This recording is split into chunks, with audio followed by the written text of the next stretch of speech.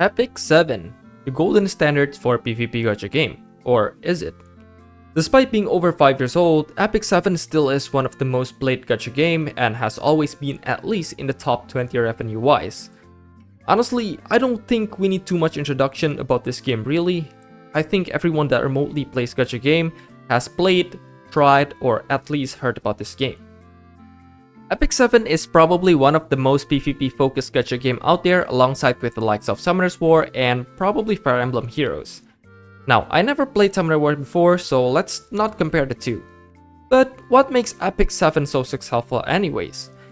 If you take a look at the top gacha game revenue by Sensor Tower, there's only a handful of long-standing gacha game that has some sort of PvP element in it, and Epic 7 is one of them. Honestly, my experience with Epic 7 for me started out as a hate. The combat at base level isn't very fun, the UI requires so many clicks to remotely do anything. I mean, just take a look at how many things I have to click just to open the story mission shop. It's actually kinda ridiculous.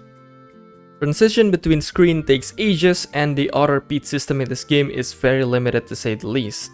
And at least for me, the PvE in this game is just tedium. At higher level of PvE, the combat can take about 10 to 15 minutes. But at least the animation in this game is really beautiful. So yeah, that's the redeeming factor right there. So, why even bother playing this game? Well, ladies and gentlemen, the PvP is where it's all at. Oh my god, some more damage onto Destina. Oh, wait a second. Can you kill? Alright, Xeron. Here we Oh my god! Look at that! Epic 7 has one of the best real-time PvP in the whole gacha game market. It has one of the most complex and, in my opinion, fun gearing system ever. But the way that you get gears is of course from PvE.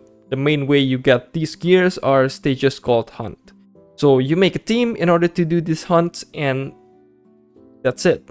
Or there's a new stage right now, it's called Rift, which is not the most newbie friendly stage ever. So 50% of your time in this game is going to be doing hunts, crafting, and PvP. In terms of the dailies that you need to do, there's a stage that I really do enjoy doing. It's called Labyrinth. Basically, Labyrinth is a game mode where you explore maps and fight enemies. There's this resource called morale. This is basically the fuel that you need to manage, and the lower your morale goes, the weaker you are before you need to get out of the labyrinth. And then there's Abyss floors. Okay. Abyss is probably my least favorite part about this game. Abyss is basically stages that you need to do and get progressively harder and harder. Honestly, this game mode sucks, the combat just takes too long, the bosses are tedious, and they unnecessarily has too much health. It's ridiculous. Honestly, failing Abyss and retrying it again is the most annoying things to do in this game. Other than that, the dailies are very quick to do. Now, let's talk about the PvP contents of the game. There is 3 main PvP content in this game: Guild Wars, Arena, and RTA. Guild Wars, just like the name imply, you fight your guild against other guilds.